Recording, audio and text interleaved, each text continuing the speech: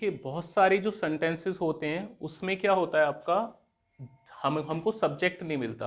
क्या नहीं मिलता हमें? सब्जेक्ट। और जब सब्जेक्ट नहीं मिलता तो हम कंफ्यूज हो जाते हैं कि हम सेंटेंस बनाएं कैसे। ठीक है ना, जैसे सपोज करो एक सेंटेंस हो गया कि एक राजा था, तो सेंटेंस को जब हम ट्रांसलेट करेंगे तो ए वॉज किंग नहीं बना सकते, किंग वॉज ए नहीं बना सकते। ठीक है ना, तो इस तरीके के सेंटेंसेस के लिए हमको अलग वर्ड्स की जरूरत पड़ती है। ठीक है ना, जैसे देयर या इट 4 बजे हैं तो हम डायरेक्ट थोड़ी ना बताएंगे किसी को कि 4 o'clock हुआ है। ठीक है, अगर मैं आपसे कहूं कि आज कौन सा दिन है तो आप थोड़ी डायरेक्ट थोड़ी कह सकते हैं कि ट्यूसडे, या कह सकते हैं डायरेक्ट। ठीक है, तो इन्हीं सब चीज़ों के लिए जो ये प्रॉब्लम्स क्रिएट होती हैं हमें, जब हमें हमारे सेंटेंस में कोई सब्जेक्ट नहीं मिलता तो ऐसी कंडीशन पर हमें देयर या फिर इट का यूज़ करना पड़ता है। तो देयर तो हमने ऑलरेडी पढ़ रखा है, ठीक है ना।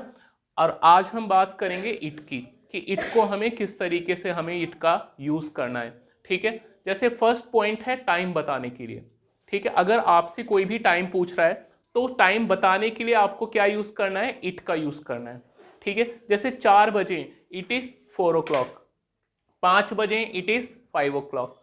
ठीक है, टाइम के ऊपर जो एक एक्सरसाइज है उसका नाम है how to read time, already post कर रखी है मैंने चैनल पर, तो उसको भी देखकर आप सब क्या करेंगे, टाइमिंग लिखेंगे। और टाइमिंग को इंग्लिश में कैसे बताना है, दूसरा अगर आपसे कोई इंग्लिश में टाइम पूछ रहा है तो आपको इंग्लिश में कैसे बताना है। जैसे ज़्यादातर समस्या होती है, ज़्यादातर प्रॉब्लम्स क्रिएट होती है क्वार्टर में, जैसे 4:45 हुए, 4:15 हुए, 4:25 हुए, तो ये जो टाइमिंग है ये बहुत ज़्यादा परेशान कर देती है कि इन्हें कैसे बताएं, 4:45 को क्या बोलेंगे, 4:45 को क्या बोलेंगे, 4:15 को क्या बोलेंगे। ठीक है ना, तो ये सभी चीज़ें, जैसे सपोज करो मैं अभी बता देता हूँ, 2 एग्जाम्पल बता देता हूँ आपको। जैसे यहाँ पर लिखा है इट इज़ 4 o'clock, ठीक है, और यहाँ पर सेकेंड एग्जाम्पल है इट इज़ 4:45। 4:45 का मीनिंग होता है 3:45। कितना होता है? 4:45, मतलब 4 बजने में 15 मिनट है। अब आप अगर ऐसे कोई भी ऐड कर सकते हो, अगर 5 बजने में 15 मिनट है तो इट इज 4:45 हो जाएगा। ठीक है, तो क्वार्टर का जो मीनिंग होता है वो 15 मिनट होता है। ठीक है, अब यहां पर देखिए, अगर आपको बोलना है 4:15 हुए, ठीक है, तो आप बोलोगे इट इज 4:15। क्या बोलेंगे? It is 4:15। ठीक है, तो इस तरीके से हम 4:15 को भी बता सकते हैं। टाइमिंग की पूरी एक्सरसाइज जो है वो ऑलरेडी चैनल पर है, तो आप वहां से भी सेंटेंसेस को कॉपी कर सकते हैं। ठीक है, अब नेक्स्ट देखिए, यहां पर जैसे आप करो कि अभी तो सुबह हो रही है, अभी शाम को हो रही है, तो क्या बन जाएगा? It is evening, it is morning, it is afternoon. तो इसी सभी देखिए इस तरीके के टाइमिंग को बताने के लिए क्या यूज करेंगे हम? इट। नेक्स्ट पॉइंट आता है डे, डेट, मंथ, ईयर और वेदर। इन सभी को बताने के लिए इट का यूज किया जाता है। ठीक है, जैसे आपको कोई डे बताना हो, अभी हम बात भी कर रहे थे स्टार्टिंग में, ठीक है, कि डेट बतानी हो, मंथ बताना हो, ईयर बताना हो आपको, या फिर वेदर बताना हो, तो इन सब चीजों के लिए क्या यूज करोगे आप? इट का यूज करोगे। जैसे फर्स्ट है डे, ठीक है, आज ट्यूसडे है तो आप बोलोगे इट इज ट्यूसडे। ठीक है, और अगर आप देखिए किसी मंथ की बात करेंगे कि आज, अब अभी कौन सा मंथ चल रहा है? मार्च, तो आप बोलोगे इट इज मार्च। ठीक है, नेक्स्ट अगर आप बात करो कि किसी ईयर की बात की जा रही है, ठीक है, जैसे 2011 की बात की, 2015 की, 2023 की बात की जा रही है, तो आप बोलोगे इट इज 2023। क्या बोलेंगे? बहुत बढ़िया। नेक्स्ट देखिए, अगर हम वेदर की बात करें, अगर मौसम की बात करें, ठीक है ना, जैसे बहुत कोई कहता है कि यार आज बहुत गर्मी है, आज बहुत ठंड है। ठीक है, जैसे बहुत ठंड है तो इसके लिए हम क्या यूज करेंगे? It is cold today. क्या करेंगे? ठीक है ना, और देखिए यहाँ पर इट वॉज समर, अभी गर्मी चल रही है, तो आप बोलोगे it was okay, it was summer means वह समर था, गर्मी थी। ठीक है ना, जब जैसे आप कहने लगे कि जब हम पिछली बार गाँव गए थे तो गर्मी थी। ठीक है ना, तो आप बोलोगे when we went to village then it was summer. Okay, तो इसी तरीके के वेदर्स को बताने के लिए, टाइमिंग को, डेट को बताने के लिए हम इट का यूज करेंगे। इट का जो लास्ट पॉइंट है वो है आपका प्राकृतिक घटना को बताने के लिए। प्राकृतिक घटना मतलब जो भी नेचुरल थिंग्स जो हमारे साथ होती रहती है, कभी बारिश आ गई, अभी अर्थक्वेक आया था थोड़े दिन पहले। ठीक है, तो इन्हीं सब चीजों के लिए हम क्या यूज करेंगे?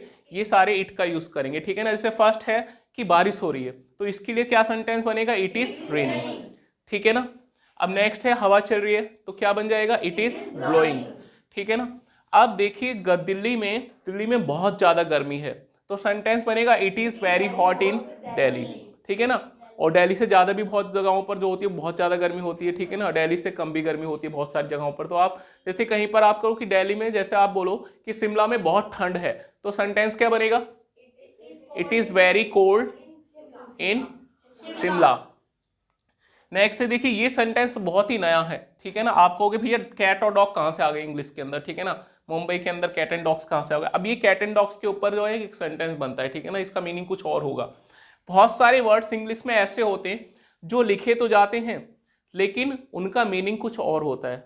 जैसे अगर मैं आपसे कहूँ कि सीता, जो रामायण पढ़ी है आपने, तो Sita was the apple of discord between Ram and Ravan. तो एप्पल का मीनिंग क्या होता है? सेब। लेकिन एप्पल ऑफ डिस्कार्ड का मीनिंग होता है राड की जड़। क्या होता है?